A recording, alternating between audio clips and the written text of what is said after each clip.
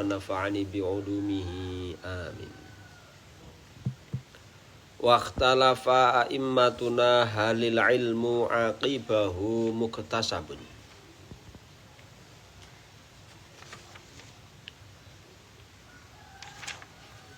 Waqtalafa lan padha beda pendapat sapa a'immatuna pira-pira imam kita, pimpinan kita. Halil ilmu ana ta utawi ngilmu bil matlubi kang den suprih al hasili kang hasil indahum ing dalem mungguwe a'immatuna aqibahu ing dalem sakwuse sahihin nadhari utawa sakwuse faham dalil iku muktasabun, ngelmu kang termasuk muktasab. Wakila fi dzaruriyin, ngelmu termasuk dzaruri. Ai aqiba sahihin nadhari, tegese ing dalem sakwuse sahih analisa. Adatan ing dalem pengadatane inda ba'dihim ing dalem sebagiane para a'immatuna. Kal Asy'ari contone kaya pendapate Imam Al Asy'ari. Fala yatakhallafu al-ikhraqa nggih. Ayo. Lil adati. Fala yatakhallafu mongko ora dadi keri. Apa syai al-ikhraqa lil adati krana kebiasaane. Kata khallufil ikhraqi contone kaya dene takhallufe kobongan mumasatin nari saking kesenggol geni. Au luzuman utawa iku luzum. Mau takhalluf saiki luzum. Takhalluf iku berarti sesuatu yang muncul setelahnya. Luzum berarti sesuatu yang secara akliyah itu ya seperti itu, namanya luzum jenenge. Inda ba'dihim ing dalem sebagiane para a'immatuna. Kal Imam Ar-Razi contone kaya dene pendapate Imam Ar-Razi. Fala yang faku aslan kawujudil jauhari liwujudil irdi iku muktasabun lin nadhiri. Wingi wis bahas satu kaidah yang disebutkan oleh Kiai Musonef, wad dalilu ma yumkinu at-tawassulu bi sahihin nadhari fihi ila matlubin khabariyin.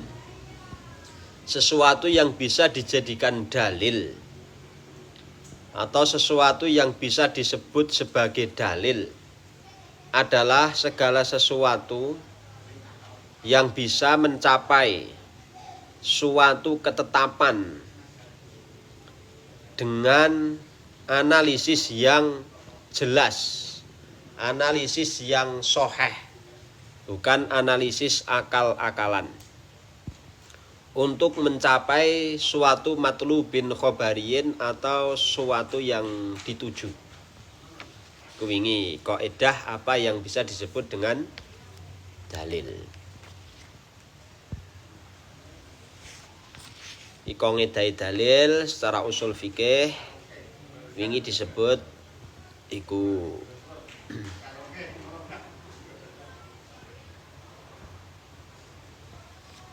saiki waqtalafa sebab adanya dalil, adanya dalil yang memungkinkan seseorang tersebut mengetahui yang memungkinkan seseorang tersebut mengetahui adanya matlubin, adanya sesuatu yang dituju, maka kemudian setelah adanya dalil baru bisa disebut sebagai ilmu. Baru bisa disebut sebagai ilmu. Berarti ilmu itu berdasarkan dalil. Sedangkan dalil itu berasas analisis atau berdasar analisa dengan kecerdasan akal pikiran yang dikaruniakan oleh Allah Subhanahu.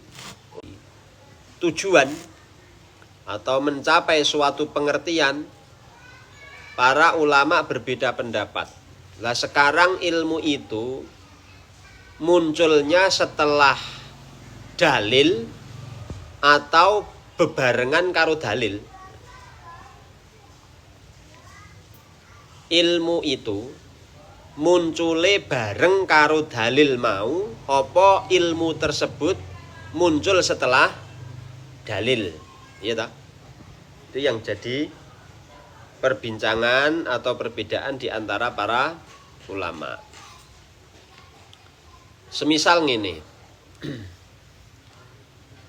Kamu bisa mengetahui bahwa api tersebut bisa membakar kertas. Iya no kertas. Ikan kertas ya. Terus iki ada korek, tak obong, srek. Obong. Kamu bisa mengetahui bahwa api tersebut bisa membakar kertas iki, iya toh? Ngerti. Lah, kemudian muncul, ini namanya dalil, ya toh? Setelah kamu menganalisa, ternyata ketika api tersebut ditempel ke nenggon geni tersebut ditempel ke nenggon kertas, ternyata kertas iki kobong. Lah ini namanya dalil. Jenengannya apa? Dalil. Sesuatu yang kamu analisa, kemudian kamu cek di lapangan, kamu lihat faktanya, ternyata seperti itu. Berarti ini bisa dijadikan dalil. Sehingga kamu bisa berdalil, nek ono geni kok ditempeli, nek ono kertas kok ditempel ke geni, iki sing kobong kertasnya dudu genine. Iki jenengane dalil. Sederhanane ngono lah. Berarti kamu sudah bisa berdalil semacam ini. Lah sekarang muncul suatu ilmu. Nah, terus jadi muncul ilmu. Apa makna daripada ilmu tersebut? Kamu terus menjadi mengetahui, mengerti, kamu menjadi alim, kamu menjadi tahu bahwa api itu bisa membakar kertas. Nah, kesimpulannya lah ngono. Setelah kamu menganalisis, maka kemudian kamu jadi tahu, kamu mempunyai ilmu bahwa api itu bisa membakar kertas. Terus kowe ngomong berdasarkan ilmu muni api dapat membakar kertas. Niki jenengane kowe ngomong berdasarkan ilmu. Kalau kamu berbicara berdasarkan dalil berarti kowe pembuktian melalui shohihin nadhori. Nah, ini namanya dengan dalil. Terus yang jadi perdebatan di antara para ulama, ilmu kobonge kertas kelawan geni mau muncul setelah kamu membuktikan atau memang sebelum kamu buktikan sudah seperti itu. Kertas ngobong geni kowe iki lek ngerti awit sadurunge kowe njajal apa setelah kowe njajal sik? Hah? Njajal sik apa ora? Hah? Njajal sik kowe lagi ngerti. Anggo kowe dadi ngerti sisi perbedaane. La indallah. Mungguhe Allah, ilmu itu sudah diciptakan sebelum kamu mengetahui.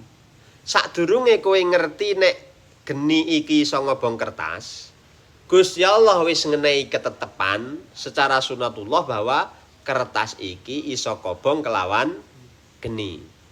Berarti dilihat dari kholqul awale, dari ilmu dasare sangka Gusti Allah, berarti luzum, berarti ghair muktasab. Didelok sangka awake dhewe, dilihat dari sisi kita sebagai makhluk, maka kita baru dapat mengetahui bahwa api tersebut bisa membakar kertas setelah adanya nadhori, setelah adanya dalil, gitu. Berarti cara pandang kita terhadap ilmu tersebut adalah muktasab. Cara pandang kita terhadap ilmu tersebut adalah muktasab. Dilihat dari sisi Allah, maka ilmu tersebut tidak ada yang muktasab. Dilihat dari sisi kita, maka karena ilmu berdasarkan dalil, maka disebut muktasab. Nah, inilah yang menjadi perbedaan antara Imam Al-Asy'ari dan Imam Ar-Razi. Di mana Imam Al-Asy'ari lil adah nadhori, sesuai dengan kebiasaannya, menyatakan bahwa itu adalah takhalluf, muncul belakangan setelah kamu membuktikan. Menurut Imam Ar-Razi itu luzum. Nah, karena Imam Ar-Razi melihat dari sisi yang lain. Sehingga kita tidak perlu kemudian memperdebatkan antara ilmu yang muncul dari dalil ini kategori muktasab atau tidak. Yang menjadi patokan adalah setiap ilmu yang dipelajari, yang disampaikan itu harus berbasis dalil. Dalil adalah sesuatu yang bisa dibuktikan. Caranya membuktikan dengan analisa akal yang sehat atau dengan mempelajari sunnatullah. Iki kitab Jamil Jawame menjelaskan tentang masalah itu. Terus apa gunane? Ngerti ngono iku terus apa gunane? Lak ngono tonjokane ta? Hah? Gunane ge apa jal kan? Oh, ngaji angel-angel ngerti ngono barang ge apa? Iya ta? Hah? Ngerti kok ngono barang ya ge apa? Ora kanggo gawe. Sing penting ki yo iki ajeng wulan Muharram ya do poso tanggal 10 ngono ku ya Kang ya. Ya ta. Ngerti ngene bareng arep ge apa? Terus lek arep praktek piye jal? Carane terus lek arep nggunakake ge apa? Ya kanggone akeh. Yang jenengane alat kowe ngerti apa jenengane? Celurit ora ngerti lek nganggokke ya ora iso ana manfaate. Lah iki ngerti iki kegunaane nggih apa? Kegunaan sing pertama yaiku kamu lebih mengedepankan akal sehatmu, ngono lho. Mengedepankan akal sehat. Dadi kowe ora gampang dibodoni, kowe ora gampang diapusi. Kadang ono wong pinter apal warna-warna, Quran ya apal. Kitab ya apal, tapi diapusi ya iso. Diakali ya iso sebab ora sahihin nadhori. Dia tidak bisa menganalisis suatu dalil. Misalkan aku nguncalke watu, tak uncalke ora tiba balik nang lemah tapi bablas munggah. Tak critani. Sakwise aku maca tasbih ping 1000. Watu tak cekel, tak unggahke, tak uncalke munggah, langsung munggah celeret tekan langit. Bisa dijadikan dalil enggak? Hah? Iso dadi dalil ora? Hah? Wah, aku wong di keramat. Nek kowe wani-wani karo aku, watuhe tak uncalke iso munggah bablas. Kowe tak sabdo langsung dadi semut kowe. Umpama ngono. Kamu tidak punya shahihin nadhari, lah akalmu terjebak nang kono kuwi. Jiwamu ya terjebak, akalmu ya terjebak, ruhanimu juga terjebak. Kamu tidak mempunyai kemampuan untuk menganalisa.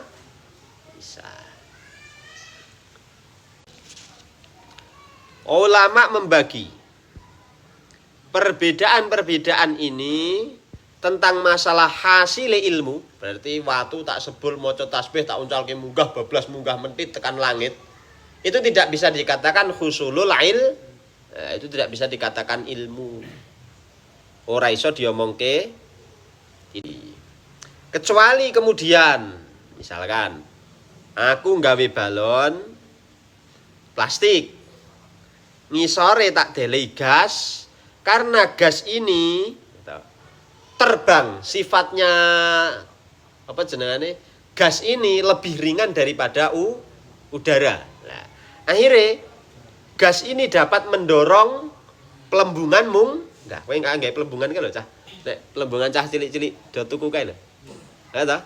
Di sut jebul akhirnya melentung terus iso munggah taleni bola. Iya dah? Nggo karbit apa apa. Lah ini bisa dijadikan dalil bahwa ternyata gas itu lebih ringan daripada zat yang terkandung di dalam udara. Lah, ini namanya lah ono manfaate apa ora? Ya sak ora-orane ono manfaate akhirnya kowe iso dodol pelembungan. Tapi namanya ini husulul ilmi. Fi khusus do wegah ngaji usul fikih dadine ya. Fi khusulil ilmi 'anil nadhari 'ala aqwalin arba'atin. Oleh karena itu ulama itu berbeda pendapat di dalam hasilnya suatu ilmu. Berarti ilmu harus berdasarkan dalil. Dalil adalah sesuatu yang bisa dianalisa. Maka tidak menutup kemungkinan kita akan menemukan dalil-dalil baru atau mendapatkan ilmu-ilmu yang baru.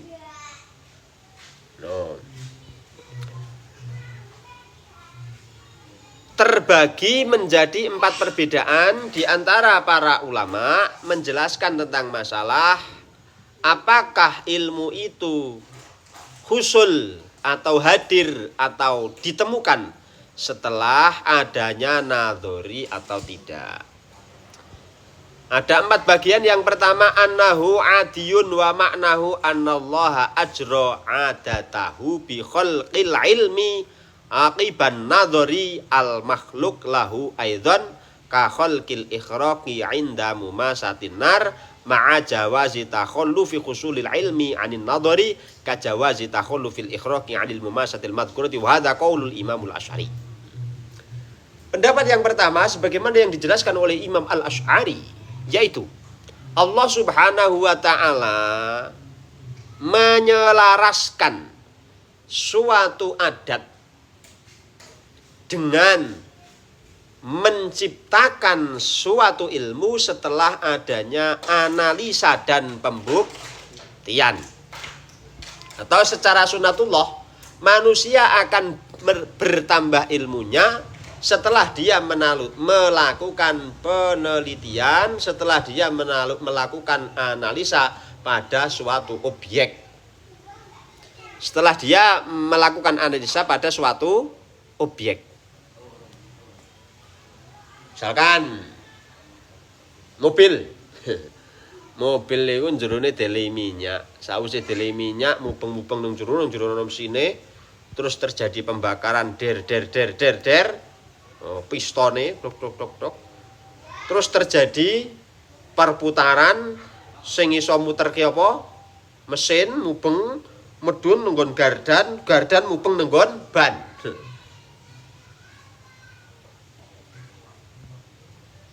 Munculnya hasilnya orang bisa menemukan alat transportasi mobil ini berdasarkan ilmu. Allah Subhanahu wa ta'ala secara sunnatullah menyiapkan bara apinya. Menyiapkan apa? Bara api ini. Minyak bumi kena percikan api cekrik ngono iku lak langsung mabuk.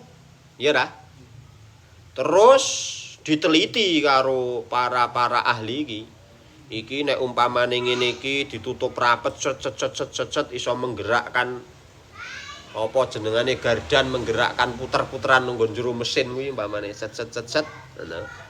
Lah, baru kemudian kamu bisa menemukan penggerak mobil menggunakan minyak. Lah iki wis ditemokno zaman biyen. Semacam ini bisa disebut ilmu. Bidangnya disebut ilmu otomotif ya toh. Orang kesehatan, wong kesehatan, wong ahli sehat. Orang kesehatan meneliti suatu masalah, misalkan virus atau bakteri. Terus akhirnya setelah kamu meneliti virus dan bakteri, terus kemudian kamu bisa mengetahui tentang masalah ilmu virologi atau dengan ilmu tentang masalah virus dan ilmu tentang masalah bakteri. Akhirnya ono iklan sabun. Ini jenengane ilmu. Namanya apa? Ilmu. Apapun bentuknya itu sudah siapkan oleh Allah Subhanahu wa taala, ajra adatahu bi khalqil ilmi akiban nadhari. Kamu harus meneliti dulu, menganalisa dulu baru bisa mendapatkan ilmu. Akeh banget kan contoh-contoh. Berarti ono manfaate ora? Hah? Ana ta? Manfaate akeh. Harusnya kita-kita itu santri-santri atau orang Islam itu menjadi pelopor dalam hal-hal keilmuan semacam ini, bukan malah menolak ilmu. Maka oleh Imam Al-Asy'ari digambarke tajawazi takhullu fil ikhraq anil mumasah al-madhkurah wa hadza qaulu Imamil Asy'ari. Ini yang pertama. Ngerti apa meneh kan? Namanya al-ilmu. Berarti sesudah adanya dalil shahihin nadhari baru muncul suatu ilmu. Kejiwaan. Misalkan ada kejiwaan. Kamu memahami tentang masalah kesenangan dan kebahagiaan. Seneng karo bahagia iki padha apa beda? Kamu juga harus dengan analisis nadhari. Kebahagiaan itu tempatnya di mana? Terus kesenangan itu tempatnya di mana? Nah, kan kudu ngerti kowe. Nek ora ngerti terjebak kowe. Kamu merasa mencari bahagia, padahal kamu tidak akan pernah bisa menemukan kebahagiaan. Karena status kebahagiaan ini sebenarnya adalah tempatnya di mana kamu berproses, bukan di mana kamu berhasil. Alokasi tempat bahagia itu berada pada prosesnya, bukan pada hasilnya. Biyen aku rung di mobil apik. Wah, numpak mobil ku ya. Numpak mobil apik ngono misalkan. Ya biasa-biasa wae. Tapi ketika terus kepengin berproses menuju kepengin tuku, lah proses iki ikhtiar nyambut gawe nglumpuk ning mek niki tambah duwite tambah seneng, tambah rezekine tambah seneng, terus akhirnya iso ke tuku. Ndang wis ketuku malah gini ya numpak ya biasa wae. Rasa kebahagiaan sudah mulai menurun, sudah mulai hilang. Lah shahihin nadharinya di mana? Oh, berarti kebahagiaan itu sebenarnya adalah pada prosesnya, bukan pada Nah, saya iso nganalisis. Sebenarnya kebahagiaan itu bukan dicari, tapi kebahagiaan itu dijalani. Nah, itu namanya shahihin nadhari. Nah, saya nek ndelok saka iki, dawuhe Imam Al-Asy'ari ini, ajra adiyan ajrallahu adiyan bi khalqil ilmi ini, kamu bisa melihat antara shahihin nadhari dan tidak shahihin nadhari. Ternyata kebahagiaan itu berada pada prosesnya, bukan berada pada hasil. Nek wis ngono kuwi terus akhire benerno karo Quran. Wala tai'asu mir rauhillah. Janganlah kamu berputus asa dari mengharapkan rahmati Gusti Allah. Loh, kok iso ngono sirine apa ya? Oh, ternyata sirine setelah saya menganalisa, nadhari ngangen-angen, ternyata sirinya kebahagiaan itu berada pada posisi di mana kita berproses untuk mendapatkan. Berarti kebahagiaan itu berada di jalan menuju apa yang kita tuju. Mulanya jangan berhenti pada satu cita-cita tertentu, kamu harus terus maju. Nah, ini salah satu contoh ilmu tentang masalah kejiwaan, tentang masalah baik. Lah kesenangan beda. Kesenangan adalah sesuatu yang kamu dapatkan bisa melalui tanpa proses. Nah, misalkan wong jenengane ming wong seneng kok. Jenengane ming seneng itu tidak perlu atau tidak mesti berproses. Jadi sing seneng itu dibahas keri. Ya, ini sambungannya saya karo sing faroh dulu, yang bahagia dulu. Senang bisa kamu lakukan sendiri, sedangkan kebahagiaan itu karena itu proses, maka kamu memerlukan banyak pihak, banyak orang yang terlibat dalam kebahagiaan. Berarti penting ilmu dalil ini nggo memahami Quran barang. Iya dah. Tapi wis maghrib kan, wis rasa terus-terus ki ya. Sementara ngono kuwi sih. Jadi kesimpulan sing pertama sangka ikhtilafe ulama ini, bahwa ternyata di mana kita bisa memahami dalil secara sahih nadhari, analisis yang tepat, maka kita bisa menghasilkan ilmu yang benar. Kalau kita bisa menghasilkan ilmu yang benar, maka kita akan mendapatkan pencerahan. Mendapatkan apa? Pencerahan. Kowe iso ndelok to? Ndelok ana wong lanang melarat entuk bojo ayu sugih. Dilalah petingkah. Akhire pegatan. Kowe iso muni ngene. Wis melarat entuk bojo sugih. Ayu sisan kok yo ndadak petingkah. Umpama aku lah iki lho, kowe muni piye? Umpama aku yo lak ngono wisan. Berbeda dengan yang dia rasakan. Kebahagiaan yang dia alami bukan pada saat dia mendapatkan, tapi saat dia berproses untuk terus-menerus mendapatkan. Wong wedok mau giliran wis entuk olah gene yo sugih yo ayu ning marake rayem matine. Ngono barang iso to. Nah, ulane kebahagiaan itu berada pada prosesnya. Akhirnya kowe iso ngerti, sing bener iku ngene to. Tapi ra mesti padha karo wong, soalnya kadang wong ora patek sokeh akale. Nah, to ini kadang ora patek jelas. Wong wis longko-longko wong mikir. Semono sing 3, 4, 2, 3, 4 terus ke sesuk. Assalamualaikum warahmatullahi wabarakatuh.